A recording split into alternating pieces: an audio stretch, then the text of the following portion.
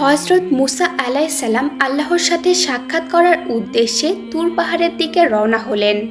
কিছুক্ষণ চলার পর হযরত মুসা আলাইহিস সালাম তুর পাহাড়ের উপরে এসে উপস্থিত হলেন।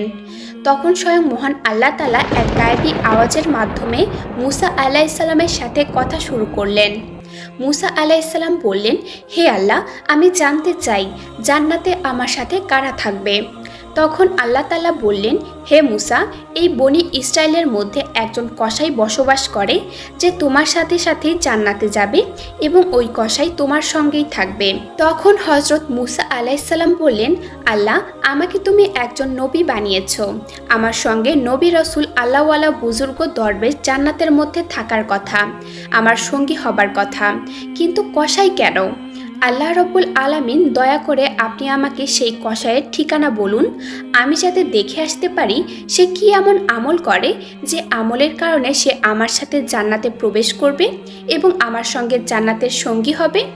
তখন মহান আল্লাহ রব্বুল আলামিন বললেন, হে মুসা, আজকে তুমি বাড়ি ফিরে যাও, কিছুদিন পরে আমি তোমাকে ডেকে নেব এবং আমি তোমাকে সেই কসাইয়ের ঠিকানা বলে দিব। তখন মুসা আলাইহিস সালাম মহান আল্লাহ রব্বুল আলামিনের এই কথা শোনার পরে বাড়ি ফিরে আসলেন। এইভাবে বেশ কিছুদিন অতিবাহিত হয়ে গেল। একদিন হযরত মুসা আলাইহিস সালাম কোথাও সফর করার উদ্দেশ্যে রওনা দিলেন। তখন তিনি রাস্তায় দিয়ে যাচ্ছিলেন। তখন দেখলেন একজন মহিলা কান্নারত অবস্থায় দাঁড়িয়ে আছে। মহিলাটা হযরত মুসা আলাইহিস সালামকে দেখা মাত্র তার কাছে আসলো এবং বলল, হে আল্লাহর নবী মুসা, আপনি এখন আল্লাহর সাথে কথা বলার জন্য তুর পাহাড়ে যাচ্ছেন। যদি তুর পাহাড়ে যান তাহলে আপনি আল্লাহর সাথে আমার বিষয়ে অবশ্যই কথা বলবেন। মহান আল্লাহ তাআলা কেন আমাকে কোনো সন্ততি দান করেননি? আমার বিবাহের পর কয়েক বছর হয়ে গেল, তবু এখনো পর্যন্ত আমি কোনো সন্তানের মা হতে পারিনি। আল্লাহ তাআলা আমাকে কি কখনো মা হবার ভাগ্য দিবেন না? নাকি আমার কোনো ভুলের কারণে আল্লাহ তাআলা আমাকে সন্ততি দান করবেন না? মুসা আলাইহিস সালাম বললেন, ঠিক আছে, অবশ্যই আমি জিজ্ঞাসা করব। অতঃপর মহিলাটি সেখান থেকে চলে গেল। এবার মুসা আলাইহিস সালাম মহিলাটির প্রশ্ন শুনে একটু অবাক হলেন, তাই তিনি আর অন্য কোথাও সফর করলেন না। এবারে তিনি আল্লাহর সাথে কথা বলার উদ্দেশ্যে তুর পাহাড়ের দিকে রওনা হলেন। তুর পাহাড়ের উপরে গিয়ে হযরত মুসা আলাইহিস সালাম আল্লাহ তাআলার কাছে প্রশ্ন করলেন, হে আল্লাহ রব্বুল আলামিন, আমি আসার পথে একজন মহিলাকে কান্নারত অবস্থায় দেখলাম। তিনি আমাকে প্রশ্ন করল, আমার বিবাহের অনেক বছর হয়ে গেল, তবুও কেন আমার কোনো সন্ততি হয়নি? তখন মহান আল্লাহ রব্বুল এক গায়েবী আওয়াজের মাধ্যমে হযরত মুসা আলাইহিস সালামের প্রশ্নের জবাবে বললেন, হে মুসা, তুমি বলে দিও ওই মহিলার ভাগ্যে কোনো সন্ততি দান করা হয়নি, তাই মহিলাটি বিয়ের এত বছর পরেও মা হতে পারেনি। কন্যা বা পুত্র সন্তান আল্লাহ তাআলার পক্ষ থেকেই হয়, আল্লাহ যাকে দান করে সেই পেয়ে থাকে। অতঃপর হযরত মুসা আলাইহিস সালাম এই প্রশ্নের উত্তর শুনে বাড়ির দিকে রওনা হলেন। বাড়ি আসার পথে হযরত মুসা আলাইহিস সালামের সেই মহিলাটির কথা মনে পড়ল, তাই বাড়িতে না গিয়ে সোজা সেই মহিলাটির বাড়িতে গেলেন। তখন মহিলাটি হযরত মুসা আলাইহিস সালামকে দেখে অবাক হয়ে গেলেন এবং বললেন, হে আল্লাহর নবী মুসা, আপনি কি আল্লাহ তাআলার কাছ থেকে আমার প্রশ্নের উত্তর জেনে এসেছেন? তখন মুসা আলাইহিস সালাম বললেন, মহান আল্লাহ তাআলা বলেছেন তোমার ভাগ্যে কোনো সন্তান দান করা হয়নি, তাই তুমি কখনো মা হতে পারবে না। এই কথা শোনার পর মহিলাটির চোখে অশ্রুজলে ভরে গেল এবং জোরে জোরে ক্রন্দন করতে লাগলো। অতঃপর হযরত মুসা আলাইহিস সালাম সেখান থেকে চলে আসলেন। এই ঘটনার কিছুদিন পর একজন আল্লাহওয়ালা বুজুর্গ ফকির ওই মহিলাটির বাড়ি গেলেন এবং বললেন, বাড়িতে কি কেউ আছেন?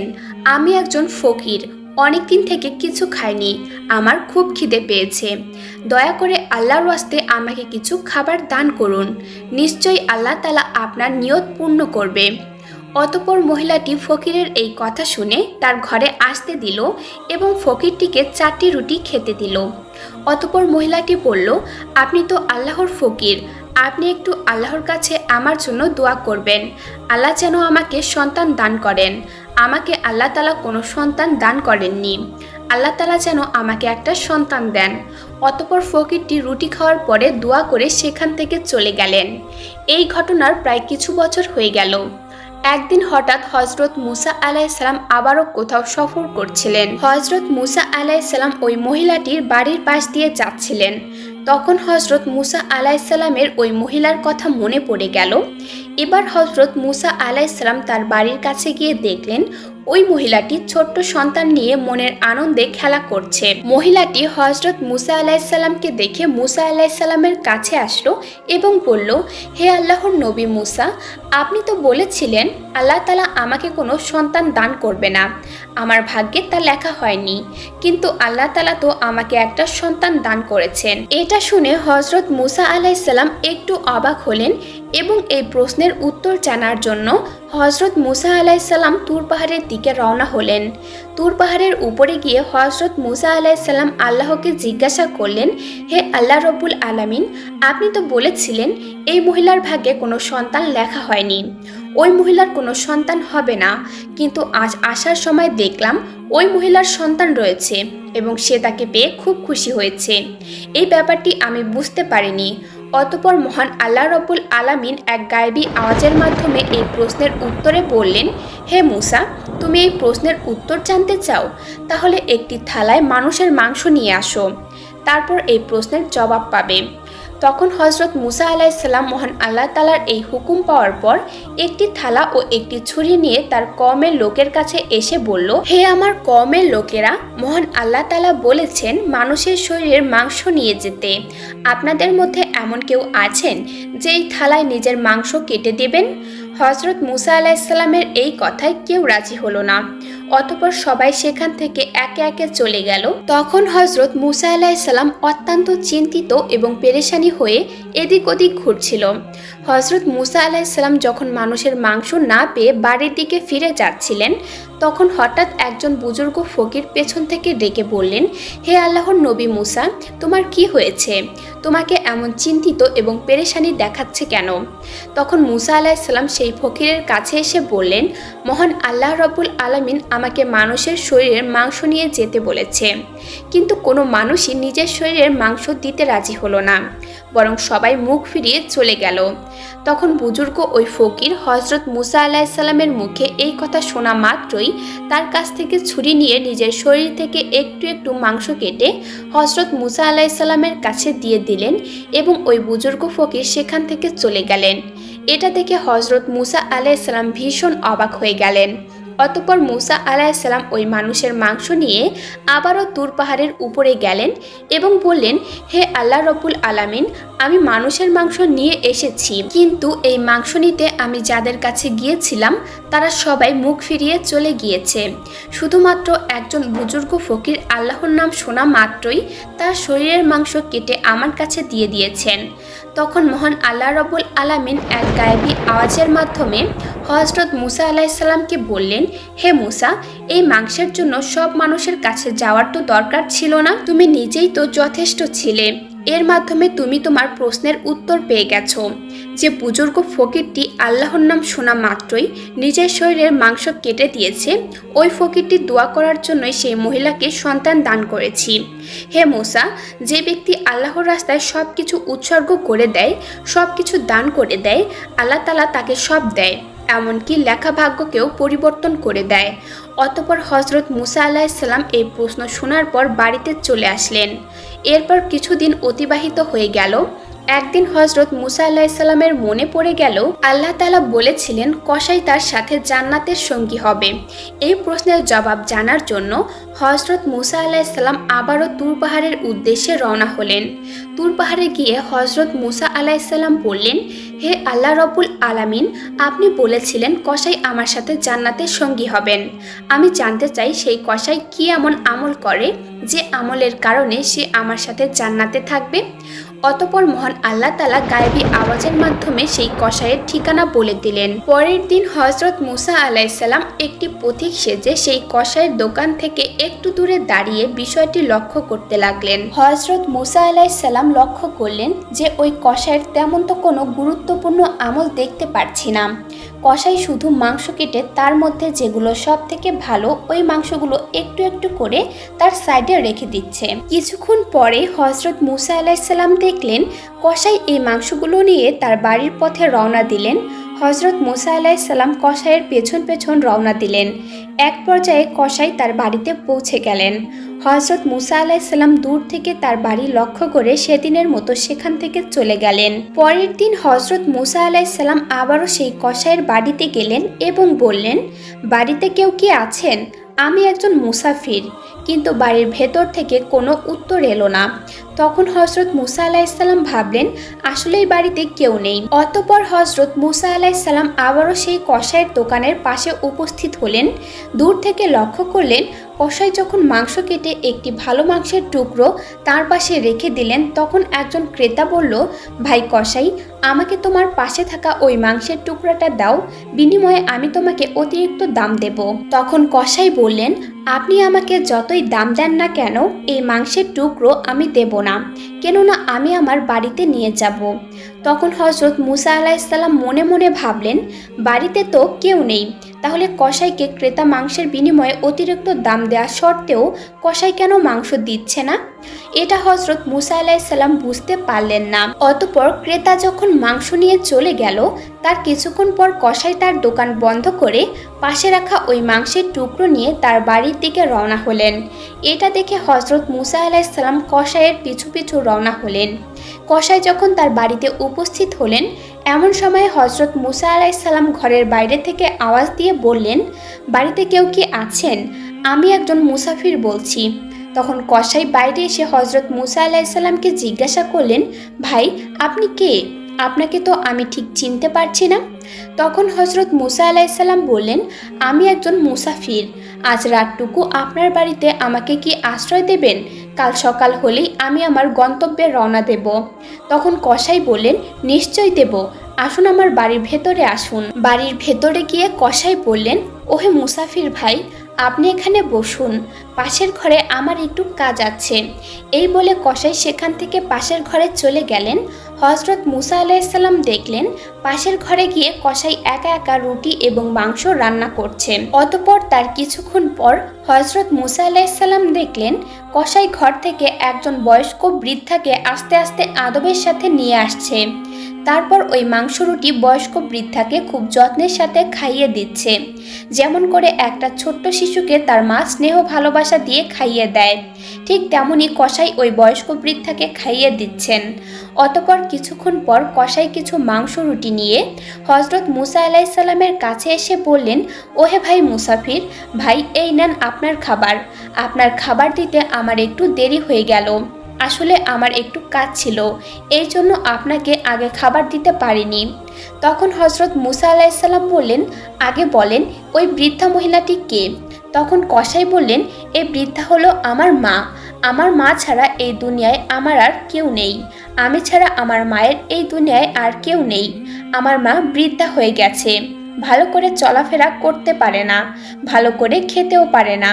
তাই আমি প্রতিদিন দোকান থেকে ভালো ভালো নরম মাংসের টুকরোগুলো রেখে দেই এবং বাড়িতে এনে মাকে রান্না করে খাইয়ে দেই। এই কথা বলার পর কসাই সেখান থেকে চলে গেলেন। হযরত মুসা আলাইহিসসালাম কসাইয়ের মায়ের প্রতি এমন ভক্তি এবং স্নেহ ভালোবাসা দেখে বিস্ময়ে হতবাক হয়ে গেলেন।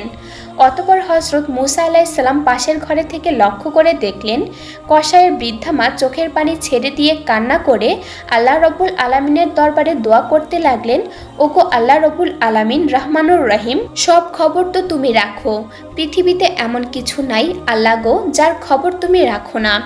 আমার ছেলে কসাইয়ের সেবায় আমি খুশি। আল্লাহ গো, মা হয়ে আমি তোমার দরবারে দোয়া করে বলছি, শুনেছি এই বনি ইসরায়েলের সবচাইতে বড় পয়গম্বর হযরত মুসা আলাইহিসসালাম। হে আল্লাহ, দয়া করে মেহেরবানি করে আমার এই ছেলে কসাইকে হযরত মুসা আলাইহিসসালামের সাথে জান্নাতে দিয়ে দিও। এভাবেই সেই রাত কেটে গেল। পরদিন হযরত মুসা আলাইহিসসালাম বাড়িতে না গিয়ে তুর পাহাড়ের দিকে গেলেন। তুর পাহাড়ের উপরে গিয়ে হযরত মুসা আলাইহিসসালাম বললেন, হে আল্লাহ, আমি কসাইয়ের বাড়িতে গিয়ে দেখলাম কসাইয়ের শুধুমাত্র তার মায়ের প্রতি ভক্তি সেবা ছাড়া আর তেমন কিছু আমল নেই। তখন এক গায়েবী আওয়াজের মাধ্যমে মহান আল্লাহ রব্বুল আলামিন হযরত মুসা আলাইহিসসালামকে বললেন, হে মুসা, তুমি জেনে রাখো যে আমলের কারণে কসাই তোমার সাথে জান্নাতে যাবে সেটা হলো তার মায়ের প্রতি অতি ভক্তি ও মায়ের সেবা। কসাইয়ের মা কান্না করে চোখের পানি ছেড়ে দিয়ে তার ছেলে কসাইয়ের জন্য দুহাত তুলে দোয়া করেছে কসাই যেন মুসা নবীর সাথে জান্নাতে যেতে পারে। আল্লাহ তাআলা কখনো মায়ের দোয়া ফেরত দেয় না। হে মুসা, কসাইয়ের আসল আমল হলো তার মায়ের প্রতি অতিরিক্ত ভক্তি, সেবা এবং মায়ের প্রতি অতিরিক্ত স্নেহ ভালোবাসা, যার কারণে কসাই তোমার সাথে জান্নাতে যাবে। এমনিভাবে বয়ে যায় সময়ের পর সময়। ইতিমধ্যে মূসা আলাইহিস সালাম আল্লাহ তাআলার দেয়া সমস্ত আদেশ দায়িত্ব সহকারে পালন করেছেন। এবার তার বিশ্রামের পালা। তাছাড়া হজরত মূসা আলাইহিস সালামের বয়স হয়েছে অনেক। হজরত মূসা আলাইহিস সালাম মনে মনে অতীতের কথা অনেক ভাবছেন। এমন সময় হঠাৎ করে মালাকুল মউত আজরাইল ফেরেশতা হাজির হলেন। তখন হজরত মূসা আলাইহিস সালাম আজরাইল ফেরেশতাকে জিজ্ঞাসা করলেন, আপনি কি আমার জান কবজ করার জন্য এসেছেন? আজরাইল ফেরেশতা বললেন, জি হ্যাঁ, আল্লাহ তাআলার নির্দেশ অনুসারে আপনার এবার জান কবজ করার সময় হয়ে গিয়েছে। তখন মূসা আলাইহিস সালাম বললেন, আপনি কি আমার জান মুখ থেকে বের করে নেবেন? অথচ আমি এই মুখ দিয়ে সরাসরি আল্লাহ তাআলার সাথে কথা বলেছি। তখন আজরাইল আলাইহিস সালাম বললেন, তাহলে চোখ দিয়ে বের করে নেব। তখন হযরত মূসা আলাইহিস সালাম বললেন, এই চক্ষু দ্বারা আমি আল্লাহ তাআলার নূর দর্শন করেছি। এবার আজরাইল আলাইহিস সালাম বললেন, তবে নাক দিয়ে জান বের করে নেব। তখন মূসা আলাইহিস সালাম বললেন, আল্লাহর দিদারের মুহূর্তে বেহেশতি পরিবেশের সুঘ্রাণ আমি নাক দ্বারা নিয়েছি। তখন আজরাইল আলাইহিস সালাম বললেন, আমি এত কথার জবাব দিতে আসিনি, আমার যেভাবে ইচ্ছা আমি সেভাবেই জান কবজ করে নেব। হযরত মূসা আলাইহিস সালাম আজরাইল ফেরেশতার কথায় প্রচণ্ড রেগে গেলেন এবং হযরত মূসা আলাইহিস সালাম খুব জোরে আজরাইল ফেরেশতাকে থাপ্পড় মারলেন। ফলে আজরাইল ফেরেশতার চক্ষু দুটি বের হয়ে গেল। তখন আজরাইল ফেরেশতা সাথে সাথে আল্লাহ তাআলার দরবারে চলে গেলেন এবং আল্লাহ তাআলার কাছে সমস্ত ঘটনা খুলে বলেন। আল্লাহ তাআলা তখন আজরাইল ফেরেশতার চক্ষু দুটো ঠিক করে দিয়ে বললেন, আমার নবীদের মধ্যে মূসার ন্যায় এত গরম মেজাজ আর কোনো নবীর নেই। অতএব মূসার জান কবজের বিষয় আমি দেখব, তোমার আর মূসার কাছে যেতে হবে না। কয়েকদিন পর ওহী দ্বারা আল্লাহ তাআলা মূসা আলাইহিস সালামকে বললেন, হে মূসা, তুমি যদি এই মেষের পশমের সংখ্যা পরিমাণ হায়াতের আরজি করো তাহলে আমি তা পূরণ করে দেব। তুমি পৃথিবীতে যত বছর বাঁচার আশা করবে তত বছর বাঁচতে পারবে। এই কথা শুনে হযরত মূসা আলাইহিস সালাম বললেন, তাহলে তো তারপরে অবশ্যই মৃত্যুবরণ করতে হবে আর এই দীর্ঘ বছর পৃথিবীতে কষ্ট করে বেঁচে থাকতে হবে যেমনটা আগে হয়েছে।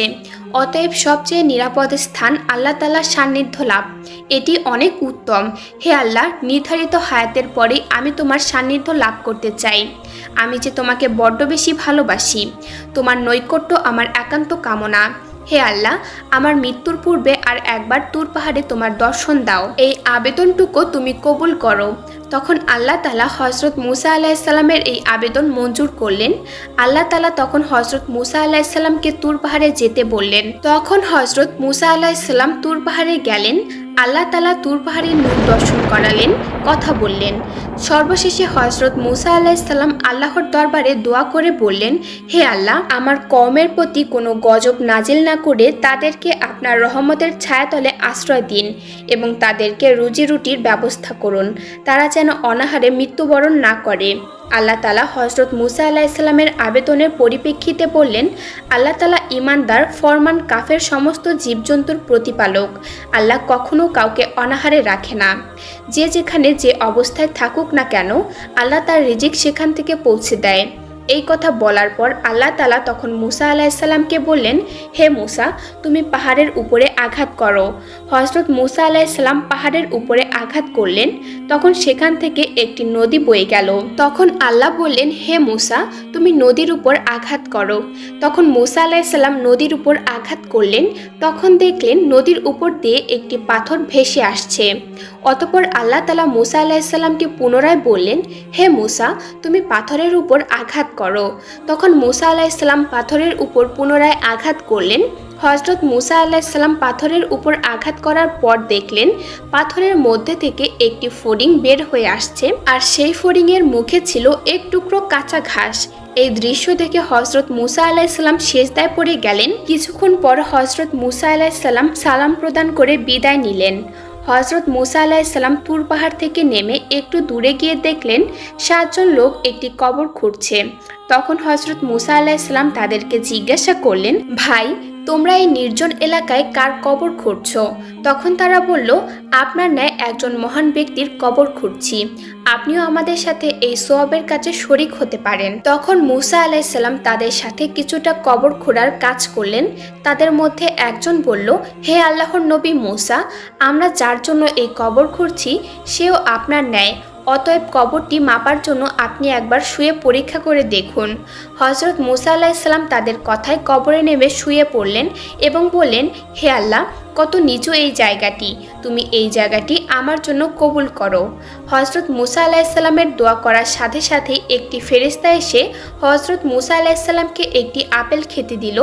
বিসমিল্লাহ বলে যখন হজরত মুসা আলাইসাল্লাম আপেলটা খেতে শুরু করলেন, আর তখনই মুসা আলাইসাল্লামের জান কবজ হয়ে গেল। তখনই ওই ফেরেশতা হজরত মুসা আলাইসাল্লামকে উঠিয়ে গোসল করালেন, জানাজা পড়ালেন এবং তাকে পুনরায় ওই কবরে দাফন করলেন। সুবহান আল্লাহ। আসসালামু আলাইকুম।